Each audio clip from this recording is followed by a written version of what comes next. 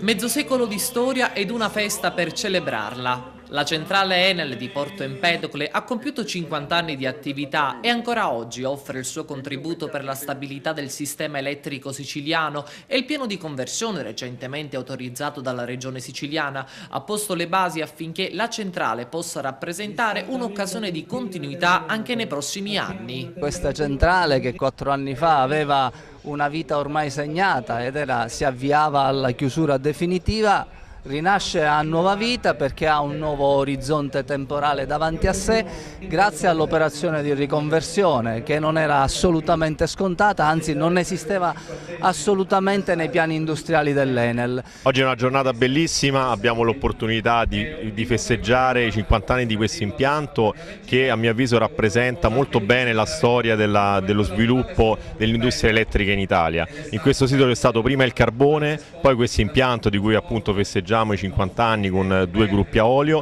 che adesso appunto si accinge a vivere una vita nuova perché stiamo appunto annunciando oggi anche l'avvio di un nuovo progetto di ambientalizzazione dei gruppi che prevederà l'installazione di un nuovo turbogas che ridurrà moltissimo l'impatto ambientale dell'impianto. 50 anni di una centrale elettrica in Sicilia sono una grande cosa e la giornata ci premia in questo senso perché il sole di oggi mette in evidenza il connubio tra Sicilia e sole. Per quanto riguarda i prossimi 50 anni, perché di questo mi piace parlare, proprio ieri abbiamo fatto una riunione operativa in cui abbiamo dato il via, avendo già l'autorizzazione del board di Enel, al prossimo investimento di un turbogeneratore da 80 MW che andrà a sostituire un gruppo ad olio di quelli esistenti. Il secondo gruppo rimarrà come riserva fredda in caso di emergenza.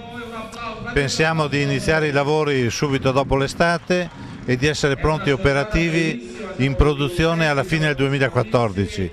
Una giornata ricca di iniziative che hanno avuto il culmine con l'attribuzione del nome dell'impianto scelto tra i tanti proposti dalle scolaresche del territorio attraverso il concorso intitolato Dai un nome alla centrale. Questa era l'unica centrale del territorio nazionale a non avere un nome, a che con il direttore della centrale abbiamo voluto coinvolgere le scolaresche, in modo particolare le scuole medie, per cercare di dare identità alla centrale. A questo concorso hanno partecipato, appunto dicevo poc'anzi, tutti gli alunni delle scuole medie e hanno deciso di intitolarla Avvigata.